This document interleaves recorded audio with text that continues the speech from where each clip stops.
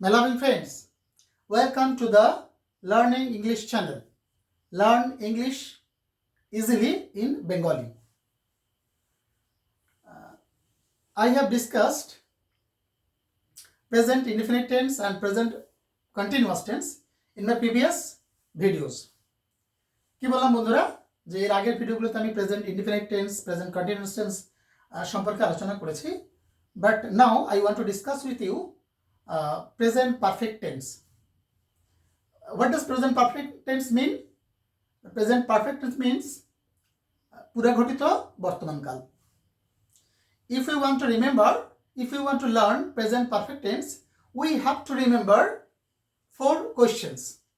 কি বললাম যদি আমরা প্রেজেন্ট পারফেক্ট টেন্সটাকে খুব ভালো করে মনে রাখতে চাই শিখতে চাই তাহলে আমাদের 4টে প্রশ্নের উত্তর আমরা মনে রাখবো 4টে কোশ্চেন মনে রাখবো এবং 4টে কোশ্চেনের উত্তরগুলো পরপর আমরা জেনে নেব ওকে তো সেই কোশ্চেনগুলো কি কি number 1 what is called present perfect tense or what is the definition of present perfect tense number 2 how to identify or how to know present perfect tense number 3 how to write present perfect tense in English next question number 4 what are the example of present perfect tense okay কি বললাম যে প্রথম প্রশ্নটা হচ্ছে কি তাহলে what is called present perfect tense or what is the definition of present perfect tense তো present perfect tense কাকে বলে উত্তরে কি বলবো না বর্তমানকালে কোনো কাজ এইমাত্র শেষ হয়েছে দ্যাট মিন্স জাস্ট নাও সবেমাত্র শেষ হয়েছে কিন্তু তার ফল এখনো বর্তমান আছে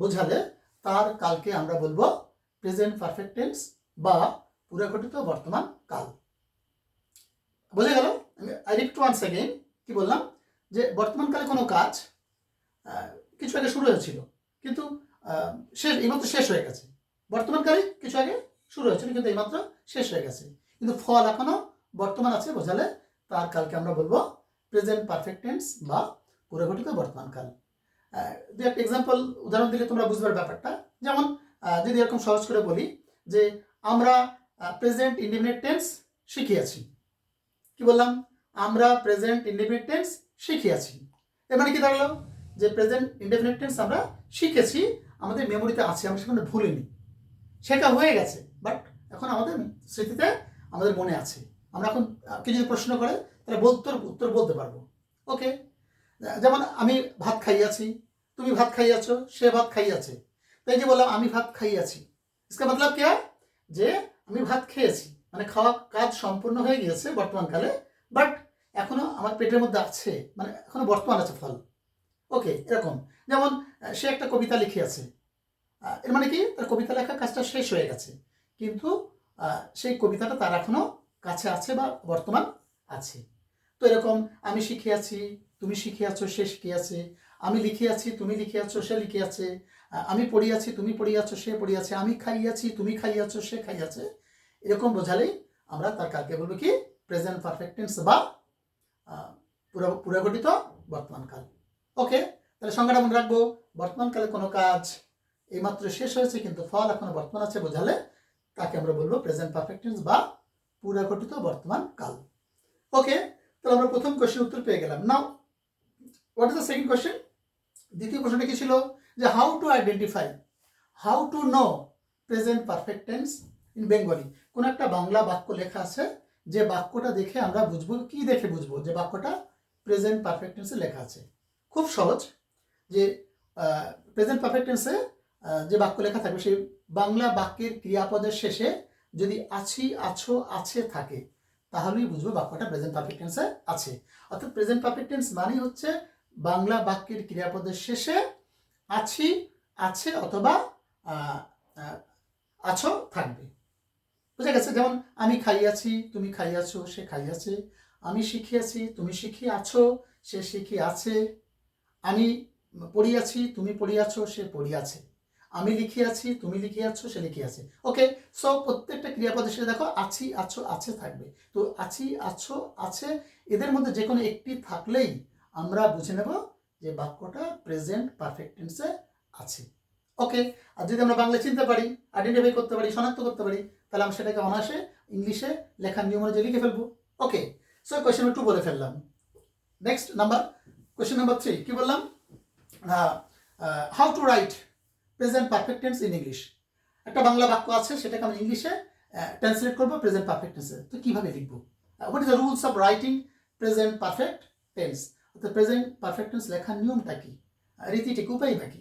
ওকে, কি বলবো উত্তরে?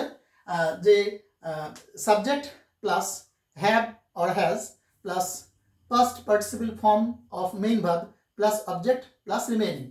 I repeat once again. কি বললাম? নাম্বার 1 সাবজেক্ট বা কর্তা প্লাস হ্যাভ অথবা has according to subject.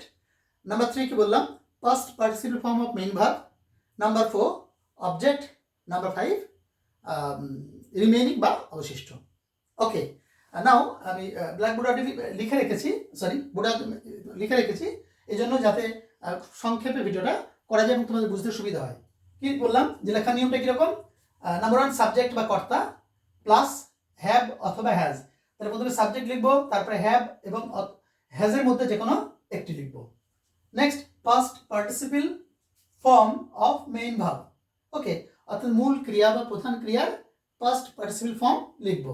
Okay, plus object বা কর্ম লিখবো প্লাস রিমেইনিং বা অবশিষ্ট। বুঝে গেছে? তাহলে কি বললাম লেখার নিয়ম? সাবজেক্ট প্লাস হ্যাভ অথবা has plus past participle form of main verb plus object plus remaining.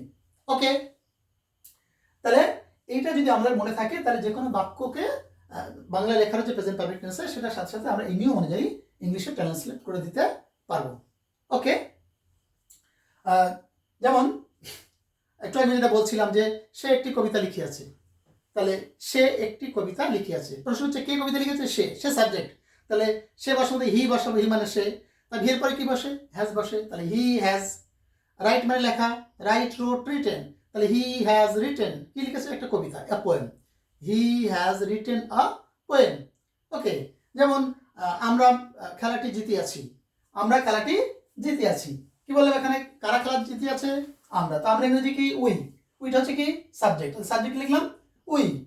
তবে কি হ্যাভ অথবা হ্যাজের মধ্যে কোনটা বসাবো? হ্যাভ বসাবো। কারণ কি না, যেহেতু সাবজেক্ট বা কর্তা কি ডাব্লিউ উই হচ্ছে প্লুরাল নাম্বার, সেটার উপরে কি বসে? হ্যাভ বসে, আমরা জানি। ওকে, তারপরে উইন মানে জয়লাভ করা বা জেতা।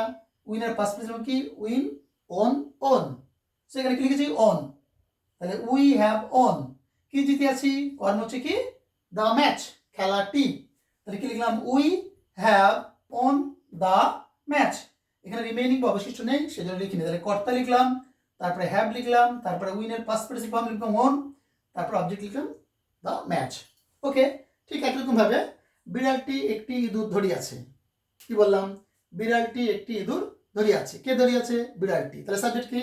বিড়ালটি, দ্য ক্যাট। তারপর দ্য ক্যাটের পরে কি হয়? যেহেতু থার্ড পারসন সিঙ্গুলার নাম্বার, তাহলে ওখানে হ্যাজ হয়। তাহলে দ্য ক্যাট হ্যাজ লিখেছি। ধরা ইংরেজি আমরা অনেকে জানি, ধরা ইংরেজি ক্যাচ। তাহলে পাস্ট পার্টিসিপল ফর্ম কি?